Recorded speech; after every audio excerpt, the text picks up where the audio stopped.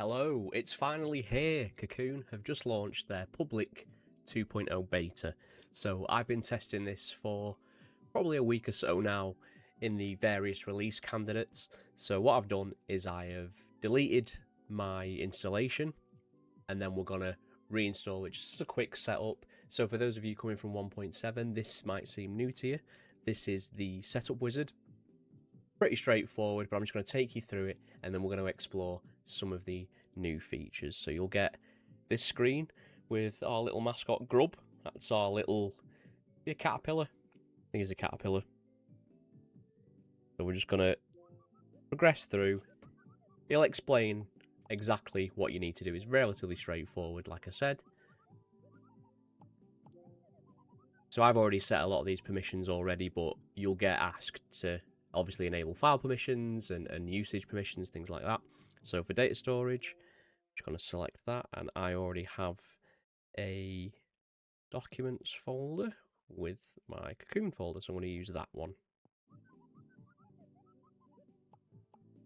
Okay, so now I'm going to set up some API keys. So I'm going to make sure this time that I blur my screen. So there we go, blur applied. I've learned my lesson. So I'm just going to quickly go through and apply these keys. So I'll fast forward this bit. Okay, there we are. So my API keys have been inputted. So what it's going to do at this point is it's going to download all the platform metadata off the Cocoon server. So you'll download this. It takes maybe 20-30 seconds. Doesn't take long. Obviously, it all depends on your internet connection. And then, so there's two modes here. So if you have, like I do, a large library, you can use smart folders, which will automatically use the folders you've got, which if you're coming from a 1.7 installation, then I fully advise starting again from scratch, because what Moth has done, the developer, is he has rewritten a lot of the backend to mimic that of ESD, Emulation Station. So the folders will be named differently to what they were originally. So if you're using smart folders, they'll automatically populate the system folders with your games inside. If you're someone who has a few specific games and you want full control over what games go in what folders, if you have specific series that you want to group together, or maybe if you've got, say, Japanese games as well as US and English games, then use simple mode. But for someone like me, and I imagine a lot of you who are quite new to emulation, then I'd just stick with smart folders. It is explained here in front of you, so I'm just gonna. So there we go. So now he's going to ask where the ROM files live. So this is just a default folder path. So mine's on the internal storage. You can also have it on your SD card. So I'm just going to use my default ROMs folder. So what it's going to do now is it's going to scan and it's going to hash all the ROMs. Hashing is basically it's going to get the unique file identifiers. This helps when it comes to retro achievements and things like that. So it can take the hash of this file and the hash of what's on retro achievement server and then use it to match them together. So as you can see here, I've got 1800 games. This is going to quickly fly through again. This is all dependent on how many games you have. If you only have a few, it won't take long at all. If you have tons, you might be waiting a while. But as you can see, it's progressing relatively quickly. So again, this probably take a minute or two.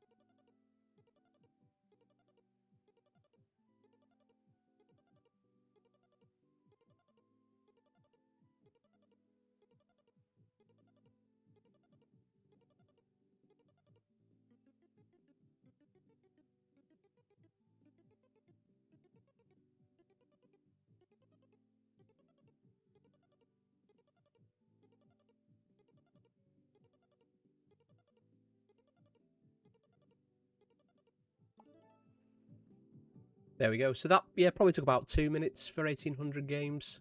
So that's it for the setup wizard. So now we're going to get in to Cocoon. So as you can see, we've got by default, our smart folders on the top and our games on the bottom. If you press your X button, you can easily flip those screens around. Personally, I do prefer having the smart folders on the bottom.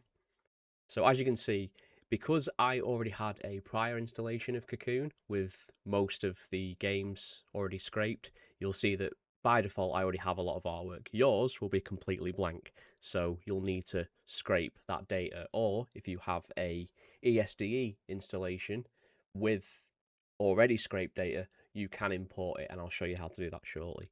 So you've got these really nice default icons. We also have this little dock right at the bottom down here. So if you press on that, you can select your quick access apps. So I always like having Solid Explorer, just my file explorer, Chrome, Pixel Guide's a good one. Please see my video about that if you haven't already. That's a game facts link, which is very handy if you're playing something like an RPG or a game where you need a guide. You can have the guide on a separate screen. And then we'll have some YouTube on there as well. Like and subscribe. So this is still in beta, so there is some bugs. It's quite a lot of bugs. However, it is very usable. So what I'm going to do is if you come to a blank space and you press your A button, you can get into settings. Now I have put a request in to say that I think it's better to have settings linked to like a start or a select button so they're accessible anywhere. However, I believe that's something that's quite heavily requested. So hopefully with the newer updates that come out, then that is something that will be added. So if we go to our settings, so you'll see here your settings. So we have our accent color, which you can see is the border and things like that. So if I just change this to the old Cocoon green, you'll see it changes instantly. We also have our custom. So if you're someone who likes to tinker and likes to customize, then you can set wallpapers in here. If you use the live wallpaper, that will take whatever wallpaper is on the Thor. So by default, if I hit live wallpaper, it should be the there you go, the default Thor screen, which you can't see. One thing to note as well, you might have seen in the Cocoon presentation, is currently I like a 4x4 grid, or a 3x4 grid, should I say? Can't do maths. If you want to change the size of this, if you click the left stick, it will give you multiple options. If you want to have one big folder that you can scroll across, or if you want to have some teeny weeny folders and have a million of them, if you're someone who really wants to have full control over your creations. I will say that similar to this front end and to ISU, if you're someone who loves to tinker, then this is probably one of the ideal front ends for you along with ISU. If you're someone who just kind of wants, say, I just want to play my games, then like I am, for example, for me, ESDE is still the way to go. However, seeing how these are coming along is remarkably impressive. So I'll go back to settings. So first thing you'll want to do is you want to scrape your games. So if you come down here, you've got scrape, you've also got ESDE migration. So like I said, if you've already got an ESDE installation, you want to import them, you can go into here, you select your ESDE folder, which is there. You just need to select the root folder, it'll automatically find the downloaded media and downloaded images folders. And then for the icon and box art, you can select of that metadata which ones it will use. And then you can import the metadata only, which will extract it from the ESDE game list XML. So it'll take things like the descriptions, the names, the platforms, the years, that kind of thing.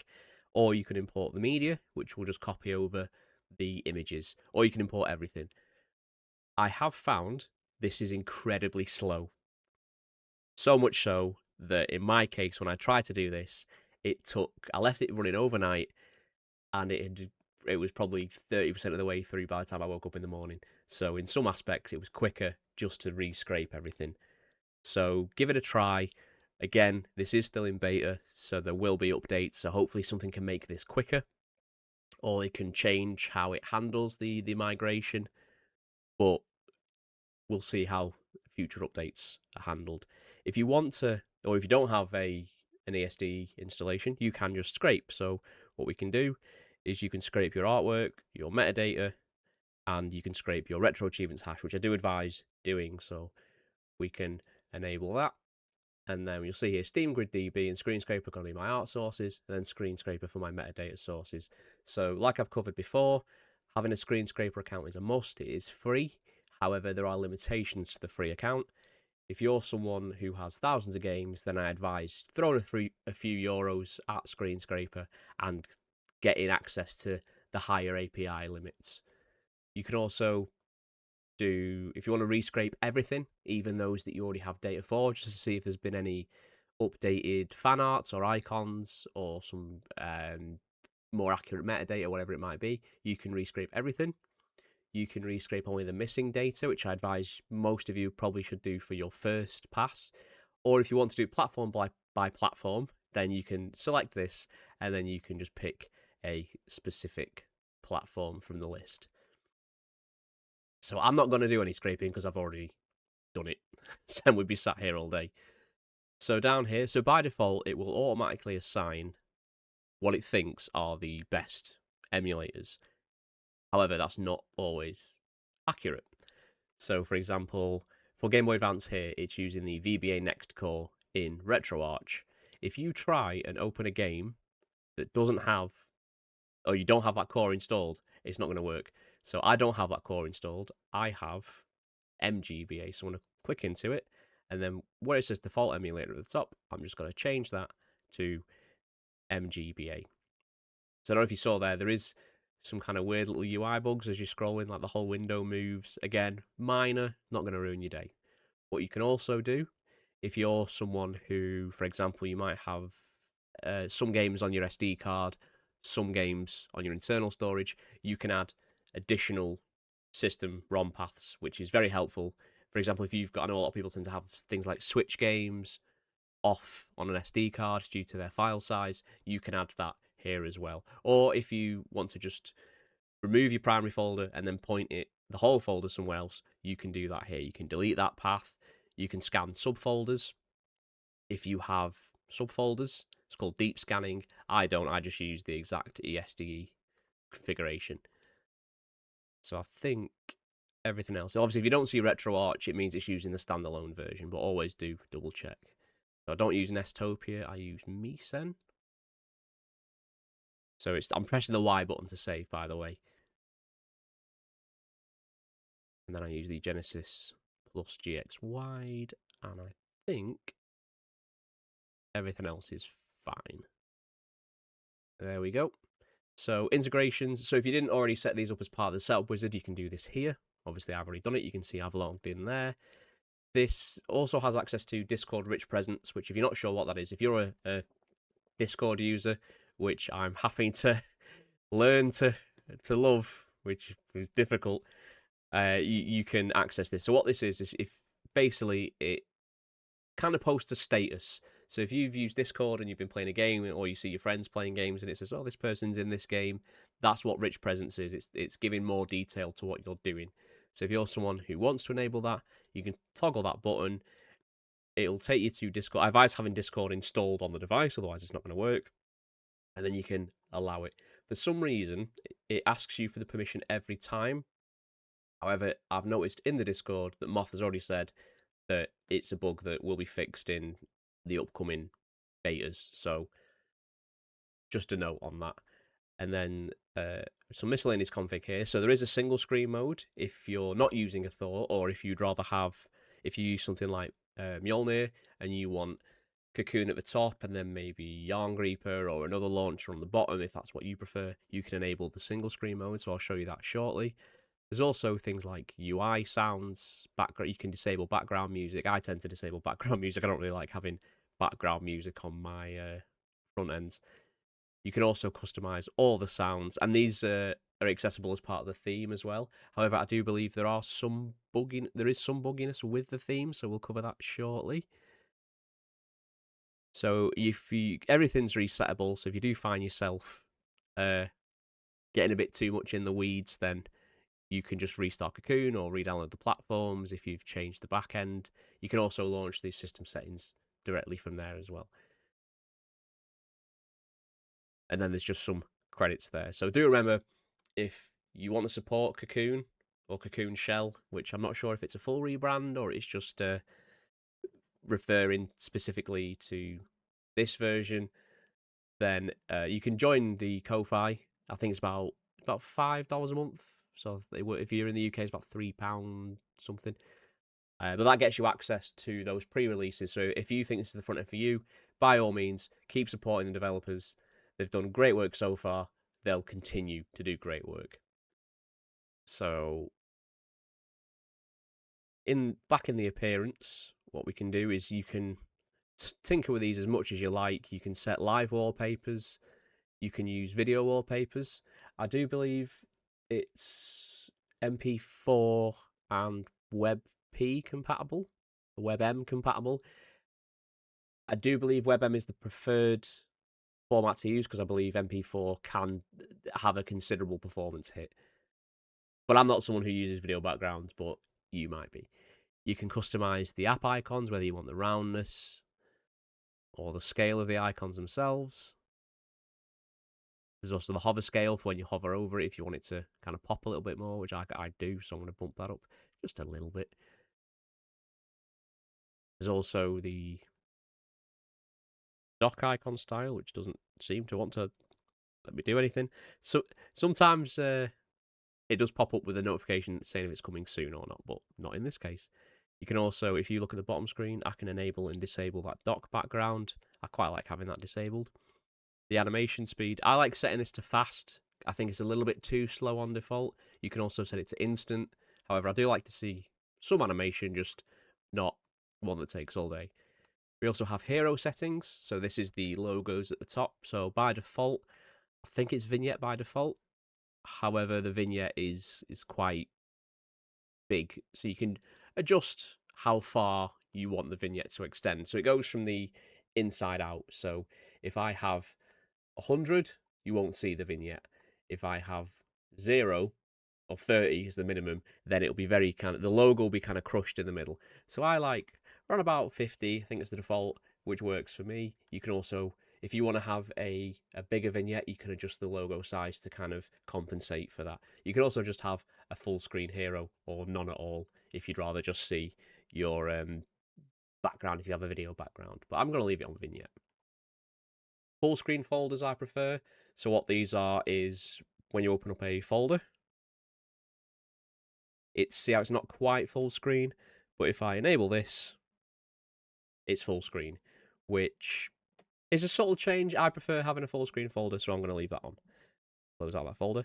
And then you can enable and disable these corner hints. So what these are is the little button prompts at the bottom. So if you look at the bottom screen and I just toggle them on and off, you can do it that way. So if you're someone who wants the cleanest looking setup, then I advise that that's the way to go. So now let's talk about, so I'll show you the single screen. So this is the single screen mode. So for some reason it has still kept the bottom, and you can see you get the little folder previews at the top. If I click into them, you can see the games.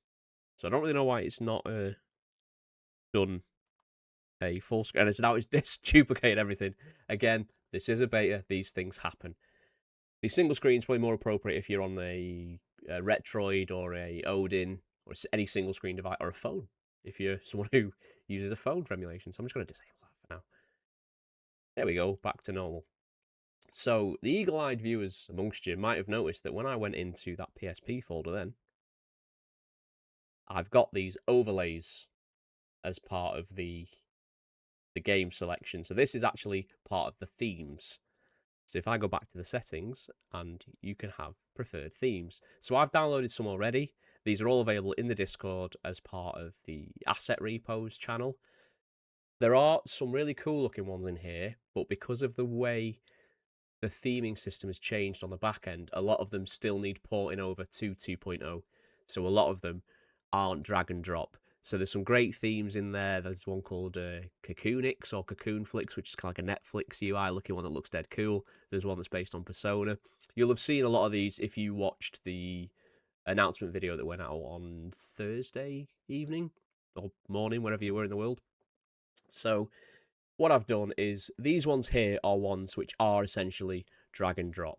So, for example, we have this Chow Garden one by Digimagi. Apologies if I've mispronounced that.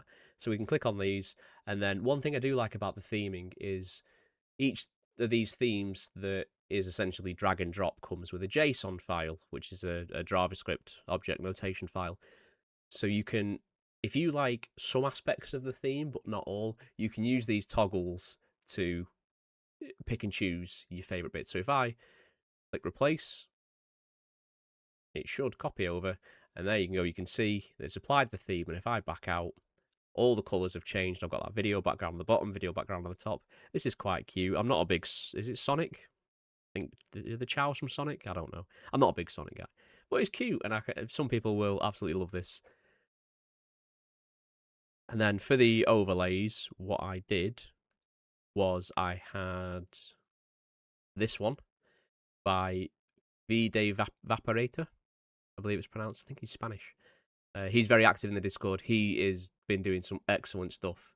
So him and the GU Phoenix, I think his name is, have been putting out some excellent things, as well as Digimagi and Wylando and Leah. She's done some great stuff with a lot of the I mentioned a while ago, the PS1 style spinning icons. You can download those, but you have to manually apply them. I do believe she's working on a kind of drag and drop solution. Could be wrong on that. But like I said, 2.0 has just come out to public release with this new theming system, so a lot of them just need porting. But if you want to download those files, I'll show you how you can manually go in and apply them. So what I did for this is I just enabled these icon overlays. So that's what gave me, per system, the relevant... So we've got some old NES cartridges there. Some of these will probably be adjusted because, as you can see, the artwork that has been scraped, it's kind of cut them off, which can make it quite difficult to find out the game, which is why having the hero on top is always helpful, especially with the game logo. So like I said, if you're someone who wants real minute control over every aspect of the customization, what you can do, if you hover over a folder and then press your Y button, you can pick and choose and edit your icons. You can import them if you want full icons, heroes, logos, animated ones. You can also, from this, if you prefer to have games on the bottom screen, for example, if you want to play like an old Game Boy game on the bottom screen and have YouTube, watching my channel, on the top screen, then you can do that on a folder basis rather than an individual game basis. Just on that note as well, if I say press and hold on Pixel Guide, so next to this launch slot, if I tap the little arrow, I can open it on the top screen or bottom screen. If I tap that arrow again, is a bit finicky.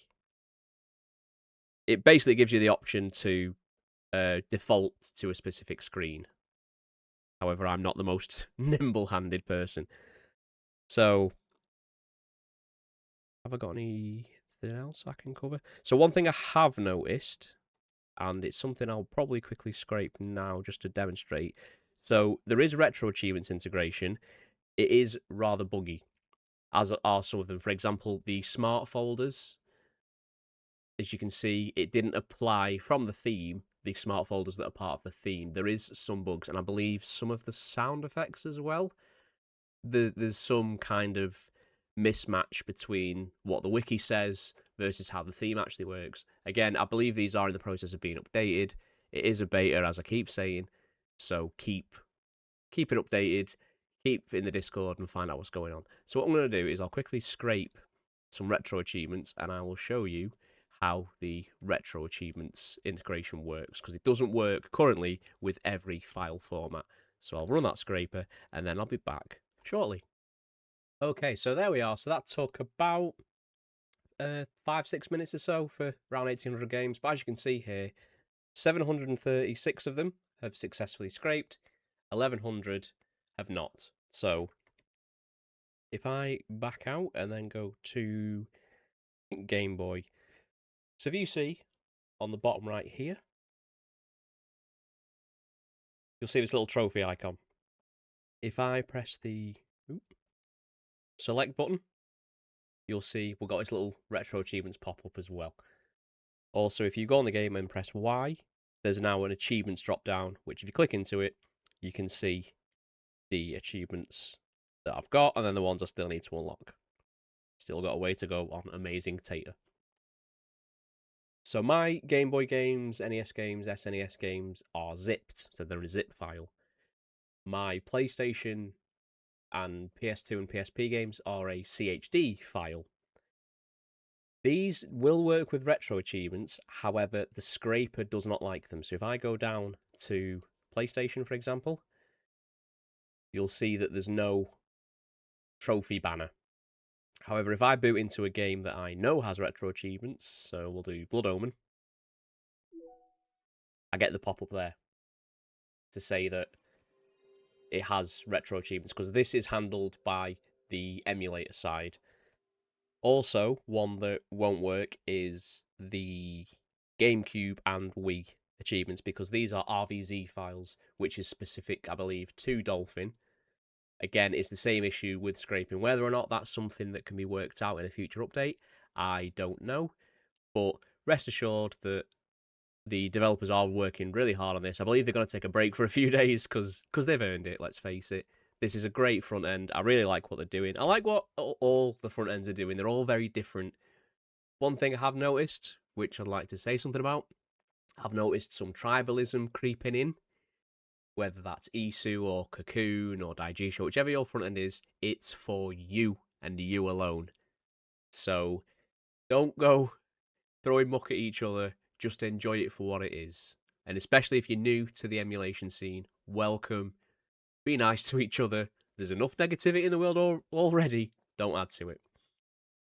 So, if you enjoyed this video, sorry to end on a bit of a somber note. If you enjoyed this video, I'd appreciate a like and a subscribe. Tell your friends, and I'll see you in the next one.